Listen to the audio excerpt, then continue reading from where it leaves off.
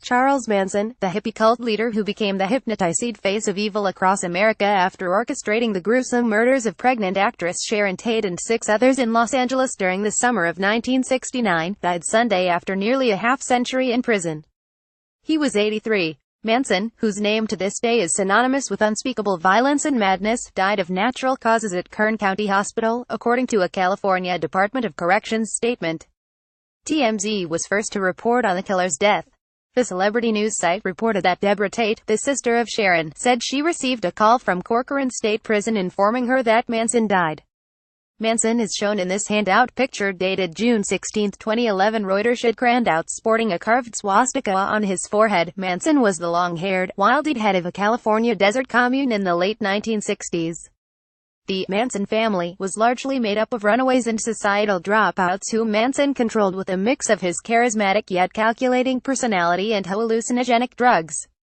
Obsessed with Armageddon and what he saw as a coming race war, Manson masterminded a series of murders that he hoped would spur black versus white violence. A failed Manson believed several S on the Beatles' White Album, notably Helter Skelter, also predicted a racial clash.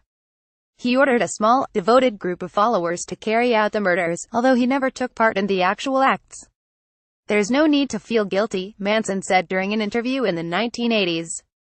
"I haven't done anything I'm ashamed of." While Manson may have ordered dozens of slayings, he was eventually convicted for 2 high-profile massacres. The first occurred at the Beverly Hills house of director Roman Polanski and claimed the lives of his wife, actress Sharon Tate, her unborn child and 5 others. Polanski was away at the time. One of the enduring images of the brutal slaying is the word "pig" scrawled in blood on a door of the house. The next night, another group of Manson devotees killed Leno and Rosemary LaBianca. Manson was convicted of first-degree murder in 1971 for the Tate-LaBianca killings and sentenced to death.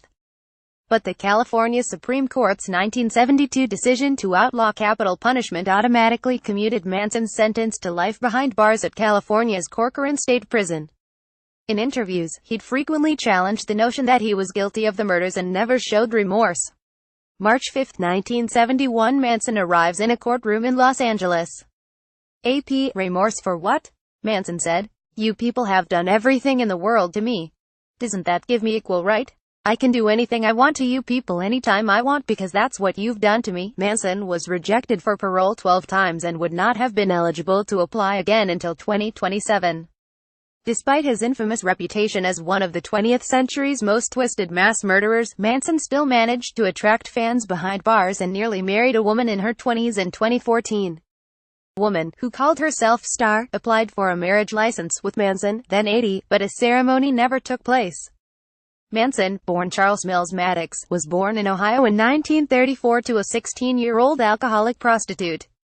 She later married a man named William Manson, who was not Charles's father, but from whom he took his notorious last name.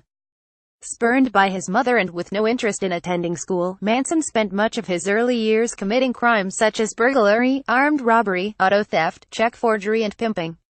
August 25, 1989. Manson clowns around as he is led to his cell upon the conclusion of his interview with Reuters. He had numerous stints in prison and spent about half of his first 3 decades in a penitentiary.